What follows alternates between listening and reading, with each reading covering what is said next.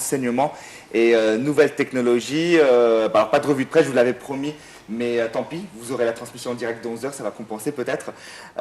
Marine Bois, vous êtes professeure de français et de latin. Merci d'être avec nous. Merci de m'avoir invité. Ne vous inquiétez pas, ça va bien se passer.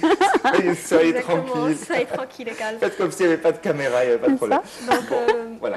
Alors, je commence. Ah bah vas-y. Merci. Je sais que tu es pressée, donc vas-y. Ouais, je suis curieuse en fait. Oui, voilà. Alors, Madame Bois, vous êtes bienvenue avec nous sur un atelier international. Alors, parlez-nous avec plus de détails de l'initiative prise par le ministère de l'Éducation en coopération avec certaines compagnies d'introduire la nouvelle technologie dans le système éducatif, le système d'enseignement dans les écoles, même les écoles publiques. Alors effectivement, ce qui se passe depuis un certain nombre d'années, et moi je l'ai ressenti plus particulièrement cette année parce que je me suis investie davantage dans ce dispositif, qu'on parle de la France, qu'on parle de l'Égypte ou de bon nombre d'autres pays, pour ne pas dire le monde entier, il y a vraiment une poussée très nette, une volonté affirmée chaque année davantage d'inscrire la technologie au quotidien dans le monde des élèves. Pourquoi ? Parce que dans le monde professionnel, elle est là, elle existe, et parce que dans le quotidien de l'enfant, elle est là aussi. Donc il faut quand même, il me semble que c'est essentiel que l'école établisse un lien entre ces deux autres espaces, avant, après, pendant. Je veux dire, c'est dans la logique, dans la perspective du rôle de l'école, en fait.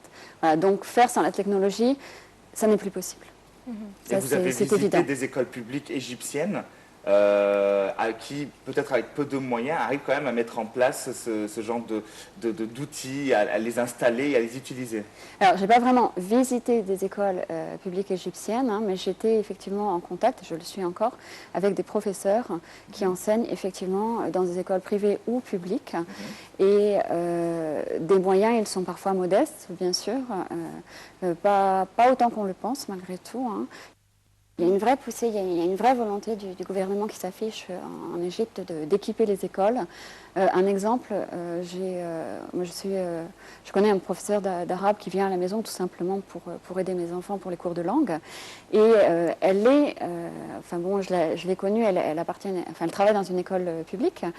Et au début, c'était des initiatives très timides. Et puis, donc, par exemple, l'initiation au logiciel de traitement de texte, ou ce genre de choses, elle est professeure elle enseigne l'arabe. Et puis maintenant, les questions de tableaux tactiles, les questions de... c'est pas les questions, ça se met en place bel et bien. Les professeurs sont associés avec... c'est un programme qui a été mis en place en particulier, mais il y en a certainement d'autres en parallèle par Microsoft. Et donc, tous les professeurs ont une adresse email qui leur permet de communiquer avec le monde entier, de voir un petit peu quelles sont les initiatives dans différents pays. Il y a des plateformes de travail. Je crois que ça, c'est important aussi que le professeur, maintenant, n'est vraiment plus seul dans sa classe, ni même dans son école, au sein d'une équipe. Il est vraiment relié avec le monde entier. Et j'ai cité Microsoft, mais toutes les grandes compagnies qui sont impliquées dans l'éducation, qu'on parle de Smart ou de beaucoup d'autres, chaque fois offrent des plateformes de discussion, de réflexion, d'échange, de partage. Et c'est aussi ce message-là qu'on doit faire passer aux enfants, c'est-à-dire qu'on ne travaille plus seul dans son petit espace, mais on est en communication avec le monde entier. En fait, je veux mieux comprendre comment ça sera utilisé cette technologie. C'est-à-dire, ça consiste à quoi? À faire les devoirs, à travailler, à présenter leur examen, ou bien c'est juste pour animer le cours? C'est-à-dire, ça sera utilisé seulement par le professeur afin de mieux communiquer avec les élèves, afin de mieux animer son cours, par exemple, d'attirer les enfants, je ne sais pas. Alors, si vous voulez, à l'heure actuelle, et ça se développe de plus en plus, il y a une grande souplesse. Tout ce que vous avez cité est valable. Et je crois qu'il ne faut surtout pas se limiter à une utilisation de la technologie en classe. Et surtout pas que ça soit l'apanage du seul professeur. Non, bien sûr que non. C'est d'abord l'outil dans la main des enfants, mais il faut aussi, évidemment, qu'il y ait ce relais que le professeur encourage, qu'il y ait un retour de l'élève vers le professeur et vice-versa. Et bon, il faut savoir aussi que tout un chacun a ce panel absolument merveilleux devant lui maintenant, des outils qui se multiplient. Enfin, je veux dire, moi, ce que j'ai vécu depuis septembre, hein, je ne dis pas que je n'utilisais pas les nouvelles technologies avant, bien sûr, mais vraiment, j'ai intensifié mon utilisation de ces outils depuis le mois de septembre pour m'être inscrit à un programme qui m'encourageait à le faire. Et depuis le mois de septembre, bon, je le dis grossièrement, vraiment là, sans y réfléchir exactement, mais on a pu découvrir au moins 5 ou 6 nouveaux outils. Il n'y a pas une semaine, je découvrais encore un nouvel outil en ligne. Ça évolue à une vitesse absolument prodigieuse. Après, il est évident qu'il n'y a pas un cas de figure.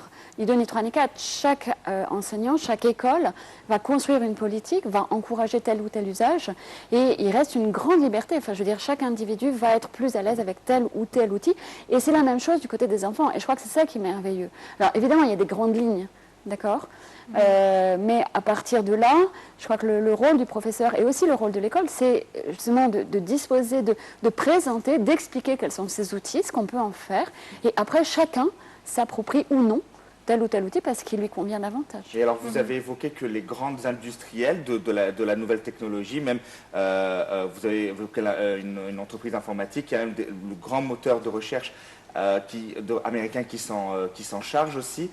Quel est l'intérêt justement pour ces entreprises de mettre en place de tels outils pour l'enseignement? Qu'est-ce que ça leur apporte? Alors, sur le plan économique, c'est énorme, évidemment. C'est pour ça que je pense qu'il y a cette concurrence qui, d'une certaine façon, pour nous, est positive parce qu'elle oblige chaque acteur à aller plus vite, plus loin. Et ça, on le constate vraiment. Enfin, je veux dire, en allant regarder un peu chez les uns, chez les autres, on se rend compte que chacun regarde ce qui se passe chez l'autre et essaie immédiatement de suivre le mouvement. Et ça va vraiment très vite. Et de proposer un outil équivalent, et c'est assez impressionnant. Donc nous, après, je crois qu'en tant qu'enseignants, on a ce confort et ce plaisir de choisir. Eux travaillent, réfléchissent, proposent, et effectivement, l'enseignant a toute liberté, après, de préférer. Et puis, il y a quelque chose qui est intéressant ici, je trouve, moi, personnellement, que je n'avais pas bien compris au début, c'est ce retour auquel on a droit. C'est-à-dire que quand on utilise l'outil, on est vraiment encouragé à dire ce que l'on en pense. Quels sont les points forts, les points faibles, qu'est-ce qu'on préférerait comme option supplémentaire ou qu'est-ce qu'on voudrait voir modifier, etc. Et moi, ça, je l'ai vraiment vécu maintenant au quotidien et je comprends mieux parce que pour voir évoluer l'outil que j'utilise en majorité, par exemple OneNote, il y a des nouvelles options qui sont maintenant disponibles, qui ne l'étaient pas auparavant. J'ai eu la possibilité de discuter avec des gens qui étaient vraiment à l'écoute et qui souhaitaient savoir comment on utilisait l'outil, sur quoi on a chopé, qu'est-ce qui nous posait problème quand on l'utilisait, etc. etc. Et on les sent véritablement à l'écoute. C'est-à-dire qu'après, il y a des choses qui se passent. Mais alors, les détracteurs disent que ce sont plutôt des logiciels espions, entre guillemets. C'est-à-dire que ces grands industriels vont finalement voir ce qui se passe à l'intérieur d'une école, à l'intérieur d'un système éducatif. Qu'est-ce que vous en pensez? Qui ne voit pas tout ce qui se passe à l'heure actuelle, que ce soit dans l'école ou ailleurs? Alors ça, c'est une grande réflexion, mais c'est sur le fonctionnement de la société tout entière. Bien sûr, tout est vu, tout devient transparent. Maintenant, et là, je crois qu'on a un grand rôle à jouer de ce point de vue-là, d'éduquer les enfants et de leur faire comprendre justement qu'il y a quand même des barrages, même, je veux dire, limités, mais qui existent et qu'on peut mettre en place, d'accord? Parce que finalement, ils sont plongés dans ce monde. Je ne parle pas seulement des outils purement pédagogiques. Hein. De façon générale, tous les réseaux sociaux, etc., les enfants s'y trouvent précipités. Les enfants et les adultes aussi, d'accord? Mais en tant qu'enseignant, je pense que vraiment on a notre rôle à jouer et c'est indispensable et c'est urgent d'accepter ces outils tels qu'ils existent et de leur montrer que non, on n'est pas obligé d'accepter tout le monde, tous les messages, de se connecter forcément avec n'importe qui et qu'il faut construire progressivement. Je veux dire, c'est comme quand la télévision s'est mise en place et on a dit, voilà, certains disaient c'est le monstre et voilà. Oui, bien sûr, ça peut être quelque chose de très néfaste, comme Internet. Mais après, je veux dire, toute innovation implique une réflexion intelligente et après, il faut peser, mais on ne peut pas dire, non, on fera sans la télévision, en fait, on fera sans Internet, on fera sans... Non, on ne peut pas. En fait, Donc il faut c'est apprendre à exactement ça, utiliser le point qui de m'intéresse le façon plus. raisonnée. Je suis une maman, j'ai Oui, des moi enfants aussi. qui sont, Oui, qui débutent en fait leur vie scolaire et j'ai mes soucis. bien C'est-à-dire, sûr. moi, mon opinion, que cette technologie qui envahit tout le monde, qui envahit la vie Le scolaire, quotidien, bien sûr. la vie à la maison, tout, ça rend un peu l'enfant ou l'élève, ça le rend paresseux. C'est-à-dire, il ne veut pas écrire, il ne veut pas bouger de sa place. C'est-à-dire, toi avec la tablette, sur le lit par exemple, mais ça le rend paresseux. Moi, j'ai mes soucis, ça m'inquiète. Comment, moi à la maison, comment je peux contrôler ce fait? Comment je peux mettre mes limites? Je peux leur mettre les limites. Alors, c'est un travail, je dirais, c'est un travail d'équipe. Mhm. Et c'est quelque chose qui se réfléchit, qui se construit. Je pense ça, j'en suis vraiment convaincue. Pas seulement dans la classe, pas seulement dans l'espace classe, pas seulement à l'école, mais aussi en collaboration avec les parents.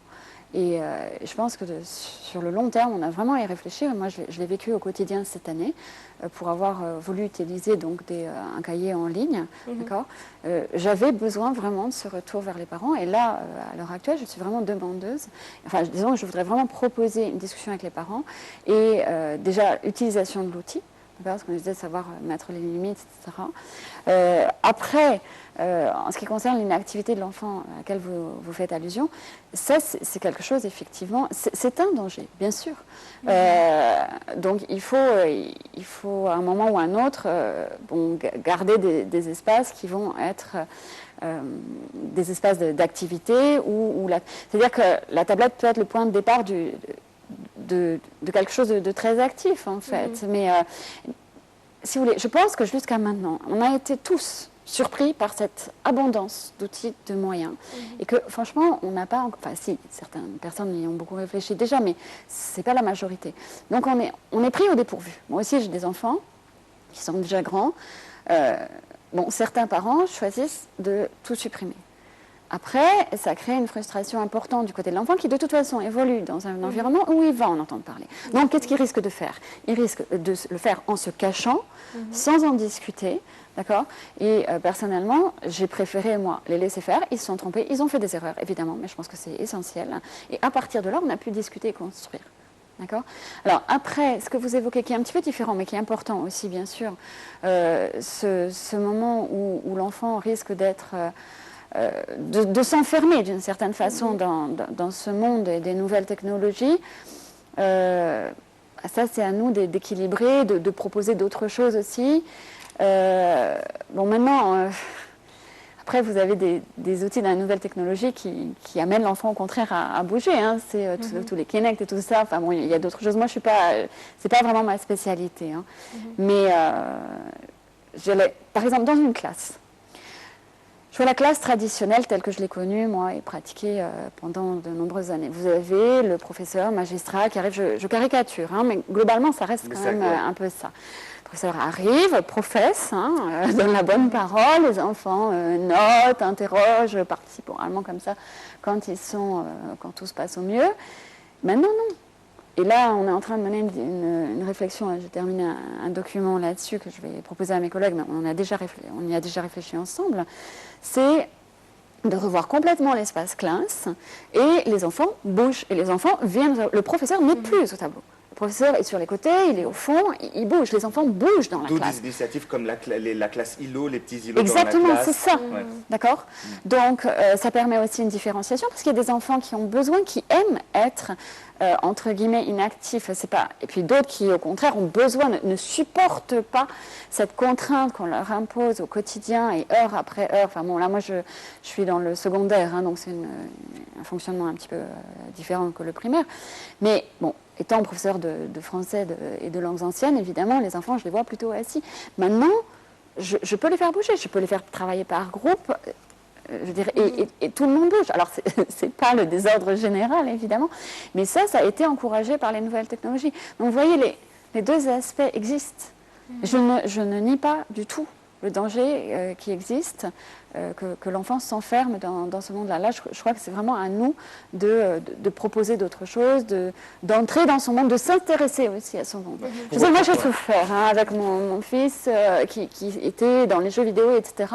Et je crois que la solution, ça n'est pas de dire non, tu arrêtes un peu. C'était mon réflexe, naturellement, de dire bon, maintenant, ça suffit. D'accord. Je crois que ce qui est important aussi, et moi, je l'ai senti vraiment, c'est d'aller vers eux, de comprendre comment fonctionne ce monde-là, d'en discuter, et là, vous allez voir, il se passe des choses. De participer, bien sûr. Pour reprendre ce qu'elle disait Inès, c'est-à-dire que finalement, ces technologies, l'impact qu'elles peuvent avoir sur l'apprenant. Alors, Inès avait parlé de paresse, mais est-ce que ça n'invite pas aussi, et vous avez parlé de bouger dans la classe, chaque élève, finalement, chaque apprenant a sa manière de réfléchir, sa manière d'apprendre. Est-ce que cette nouvelle technologie ne l'aide pas justement ou ne vulgarise pas un apprentissage qui aurait pu être vraiment très abstrait pour des élèves qui préfèrent eux dans la pratique plus que dans la théorie? Ça, moi, c'est ce que j'ai apprécié vraiment le plus. C'est-à-dire que ça n'est pas l'enfant arrive en classe, j'essaie tant bien que mal de lui enseigner ou de lui faire comprendre telle et telle chose, et après il disparaît. Ce que je vous disais, c'est pas bon. Nous, on est en secondaire, donc en français, on les voit quand même beaucoup, mais ça reste ponctuel. D'accord. L'emploi du cahier en ligne, et j'ai parlé d'OneNote, mais vous avez aussi d'autres moyens de communication, vous avez d'autres outils, c'est pas seulement ça, c'est un tout, hein, c'est quelque chose qui se construit autour de plusieurs outils, m'a permis à la fois de proposer un contenu qui était le même pour tous, d'accord, mais en même temps qu'on construisait ensemble. C'est-à-dire que moi, j'arrive en cours, ça n'est plus j'ai fait mon cours et ça va se dérouler, bien ou mal, ça va se dérouler. Non, c'est je mets en place un certain nombre d'outils qui me semblent indispensables, des documents de travail, on réfléchit ensemble. Après, je peux reprendre, c'est-à-dire que tout ce qu'on a construit ensemble ne s'efface plus. Prenez un tableau blanc ou noir, ou peu importe lequel, à la fin, vous effacez. D'accord. Prenez un tableau tactile, rien ne s'efface. Et même si c'est sous forme de brouillon, je peux reprendre, remettre au propre, mais je suis partie de ce qu'on a fait ensemble. D'accord. Et à partir de là, ça c'est la version entre guillemets officielle, mais qui a quand même été construite à plusieurs. Et à partir de là, l'enfant, il a sa vie privée, entre guillemets, enfin scolaire, hein, dans son espace cahier, que je peux aller visiter. Où je peux le suivre. Et puis, par exemple, vous donnez un exercice. Moi, c'est ce que je dis à mes élèves, parce que certains ne sont pas encore complètement convaincus. Vous faites votre exercice à la maison. Très bien. Vous arrivez en classe. Est-ce que j'ai le temps de reprendre un par un vos exercices et de voir là où vous avez des problèmes? Bien sûr que non. D'accord. Il n'y a même pas une heure. Qu'est-ce qui se passe quand l'enfant travaille sur un cahier en ligne? Avant d'arriver en cours, j'ai vu ce qui a été fait. Même si tout le monde n'a pas fait son exercice pour ce jour-là, ce qui quand même arrive assez souvent, vous avez une image globale sur la classe. J'ai le cas de l'enfant qui, c'est bon, a bien compris, a fait peut-être une erreur, mais je vois que lui, il a compris. J'ai le cas de l'enfant qui, lui, par contre, est parti complètement de travers. Et puis, c'est le cas de l'enfant entre les deux qui a plus ou moins compris, mais qui quand même je vois qu'il y a une notion là qui n'est pas bien. Donc, ça veut dire que moi, j'arrive en cours riche de tout ça. Et je sais que je vais devoir insister sur tel ou tel aspect. Et quand l'enfant rentre chez lui, je peux encore le suivre, d'accord, et différencier complètement et adapter les conseils à l'individu considéré dans sa spécificité. Ça veut dire que les nouvelles technologies vous impliquent, vous, en tant que professeur, de rester beaucoup plus longtemps que l'heure de classe, c'est-à-dire que vous vivez un peu pour les élèves. Parce que les gens pensent que finalement, bon, vous avez votre petit jeu, chacun va passer au tableau, va déplacer des icônes dans des cases, et on n'en parle plus. Alors que finalement, d'après ce que vous êtes en train de décrire, c'est que vous les suivez en temps réel, mais ça implique que vous avez le réflexe d'aller rentrer à la maison, de les suivre, etc. Quel professeur se contente, quand il arrive en classe, de faire son cours et quand il a fermé la porte, considère que c'est terminé? Non, bien sûr que non. D'accord. Alors après, ça c'est au professeur de décider quand les choses s'arrêtent, c'est vrai que je trouve que c'est très difficile dans notre profession, quand les choses s'arrêtent, mais je veux dire, un enfant qui va me contacter à 11h du soir, je ne vais pas forcément lui répondre. Je veux dire, ils savent, et là je crois que franchement, c'est extrêmement important, et même sur le long terme, parce que dans leur vie professionnelle, ils vont avoir à gérer ça aussi, il y a des moments qui vont être, plus précieux, qu'on va mettre à part. Cela, je n'y touche pas. Et ça, je leur explique aux enfants, que ce soit à distance ou en direct. Et ça me permet aussi de voir comment ils travaillent et à quelle heure ils travaillent. Je peux vous dire que pour beaucoup, ils travaillent très tard. Et là, moi, je me permets d'écrire, d'accord, j'ai vu ton exercice, c'est bien, mais tu ne penses pas que tu devrais plutôt être en lit à cette heure-ci? Enfin, voilà. Bon, après, il ne faut pas que ça devienne trop contraignant ni pour l'un ni pour l'autre, bien sûr. Mais pour des enfants, bon, évidemment, l'élève, un modèle qui arrive, qui n'a pas de souci de compréhension, reçoit l'information, la traite à peu près correctement, revient le lendemain, a compris, ça se passe bien. Mais on sait très bien que la majorité des élèves, ce n'est pas comme ça que ça fonctionne. Et comme vous le disiez très justement, chacun a sa façon d'apprendre. Donc là, même si on essaie de différencier dans la classe, on ne peut pas le faire autant qu'il faudrait. Mais quand après, je reprends avec un enfant, je lui offre cet espace privilégié qui a été mis en place en classe, mais qui se poursuit un petit peu à la maison. Ce n'est pas des heures et des heures, il ne faut pas exagérer, mais ça le rassure énormément. Et certains, enfin pour ce que je vis moi au quotidien, sont très frileux par rapport à ça, ils ne comprennent pas, parce que c'est encore pas rentré vraiment dans les habitudes de l'ensemble des enseignants. Donc ils sont un petit peu étonnés et n'osent pas. D'accord ? Mais je crois qu'il faut vraiment les encourager. Et c'est une autre forme, une autre approche. Bon, moi, je travaille en français. Mais quand ils m'écrivent un message pour me demander telle et telle chose, je peux vous dire qu'ils apprennent énormément parce que certains sont incapables de formuler leurs demandes. Ouais. Et sont obligés de reprendre 2-3 fois. C'est extrêmement formateur. Et puis, ça crée un climat de confiance avec l'enseignant qui est extrêmement précieux. Et ça en a rassuré beaucoup. Alors, évidemment, ceux qui réagissent le mieux, c'est ceux qui sont le plus en difficulté.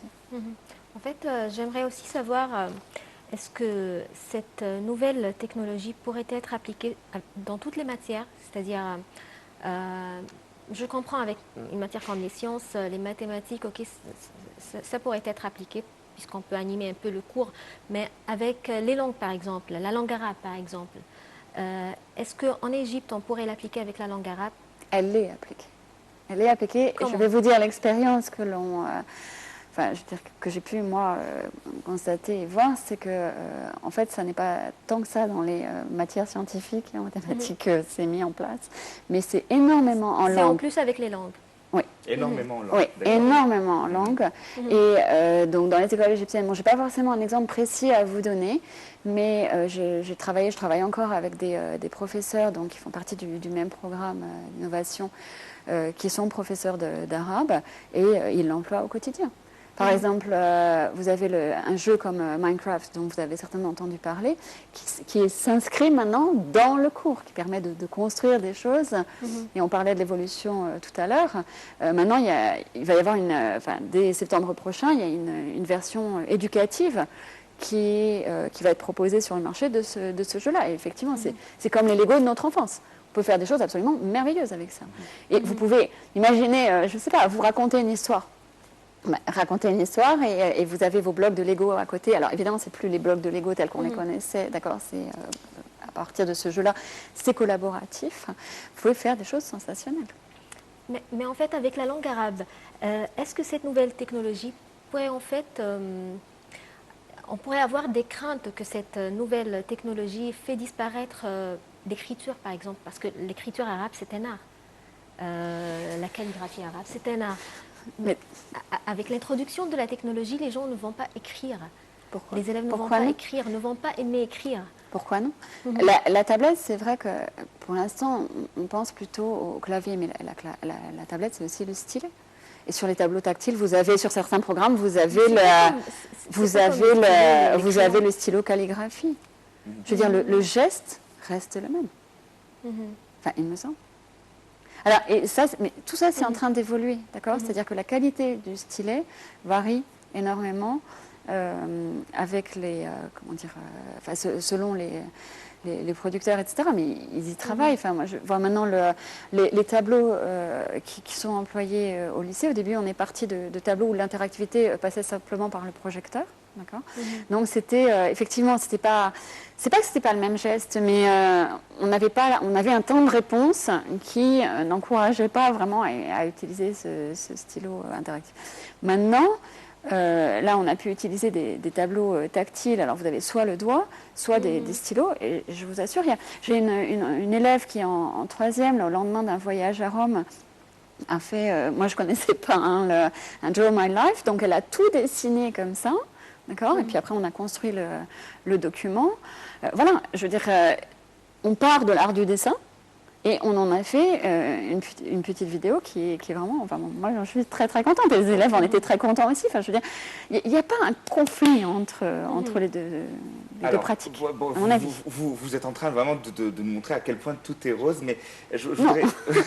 mais j'ai un peu parlé technique en termes de cognition et de travail cognitif. Dans un système presque tout informatisé, tablette, etc., est-ce que ça n'entraîne pas l'élève à utiliser moins de réflexes? C'est-à-dire que par exemple, moi, quand j'écris, si on reprend l'écriture avec, comme vient de dire Inès. Toi, tu apprends la calligraphie arabe. Ouais, voilà, par exemple, est-ce que l'écriture avec un stylo normal n'entraîne pas plus de réflexes qu'avec un stylet ou qu'avec une tablette? Alors, ça, je ne suis pas psychomotricienne pour le dire, voilà, c'est pas ma formation. Peut-être qu'il y a d'autres gestes qu'on va apprendre. Je ne suis pas en train de dire... D'accord. Je pense. Ouais. Je ne suis pas non plus en train de dire... Mais moi, je peux vous dire que je suis extrêmement malhabile, on parlait de Minecraft à l'instant, extrêmement malhabile à me déplacer dans cet espace, etc., à faire avancer le personnage. Mais bon, moi, j'ai toujours eu des problèmes de coordination. Donc justement, là, je trouve que c'est extrêmement formateur pour moi. Maintenant, il n'est pas question de détruire complètement les stylos, de renoncer complètement aux gestes de l'écriture. Bon, moi, je suis enseignante secondaire. Les enfants, ils arrivent, ils savent écrire. C'est pas, je pense qu'un enseignant de primaire va combiner différemment, je veux dire, les gestes traditionnels auxquels on a été habitué, et puis les nouveaux gestes dans les... Maintenant, il ne faut pas se faire d'illusions. En parlant de nouveaux gestes, les enfants, il faut qu'ils soient aussi habiles avec un clavier. Ils ne le sont pas. Enfin, les élèves que j'ai, moi, pour beaucoup d'entre eux, sont très, très malhabiles. C'est comme ça. C'est bizarre. Ouais. Je dirais, voilà, et là, on est bien dans de l'activité physique. Ouais, du collège. On a l'impression qu'avec leurs réseaux sociaux, etc., ils sont plus habiles que nous, alors qu'on se rend compte que non.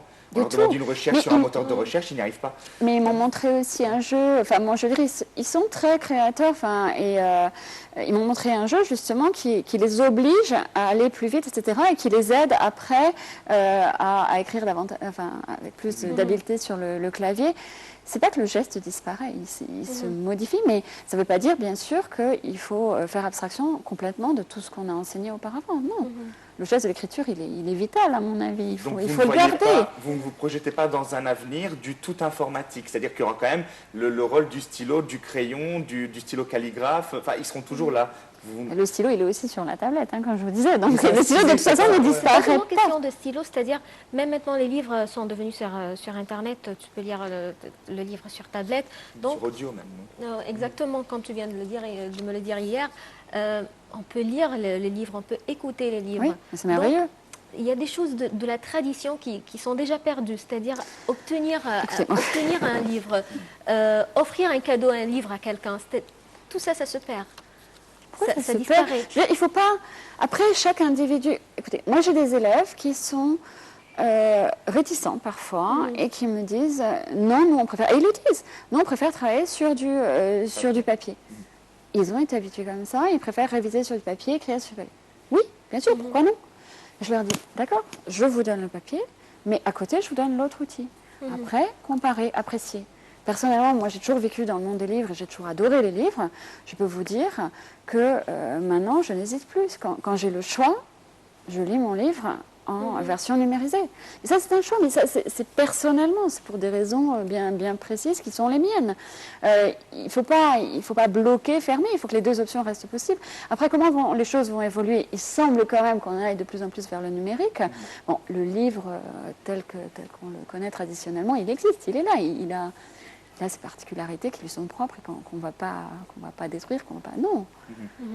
Et si on arrive à un monde du tout numérique, ça sera plus d'avantages ou plus d'inconvénients?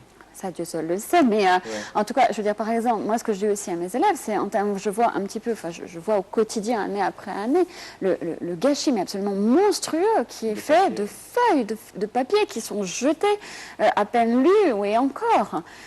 Franchement, ça me brise le cœur. Donc, alors que là, vous avez des documents qui sont en couleur, que vous pouvez grossir, que vous pouvez annoter, retravailler. Par exemple, je parle du cahier en ligne. Un enfant qui, autrefois, qui construit mal son cahier, d'accord, ou qui écrit mal, etc. Qu'est-ce que je vais faire? Qu'est-ce qu'on fait traditionnellement? T'as pas bien fait ta page, enfin, moi je l'ai jamais fait honnêtement, mais j'arrache la page, je recommence. C'est ça qu'on fait, qu'on faisait, d'accord? Dans un cahier en ligne, non, c'est terrible pour l'élève. Bien sûr. D'accord?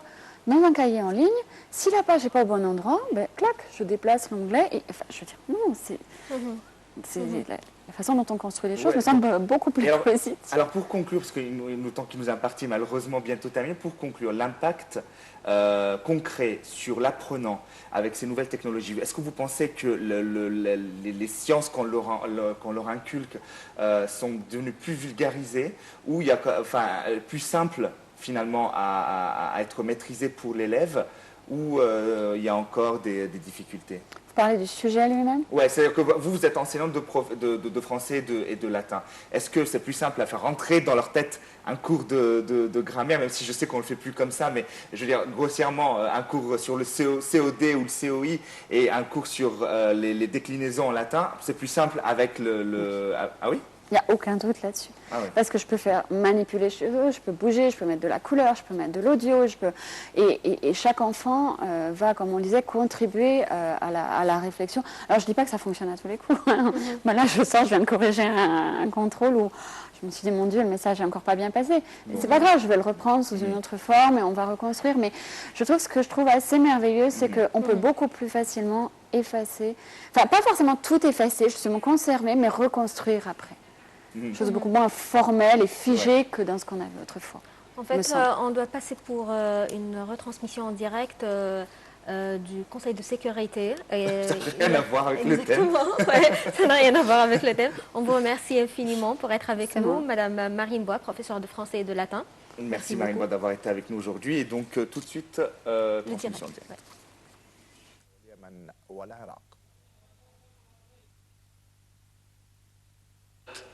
رئيس المجلس الوزاري،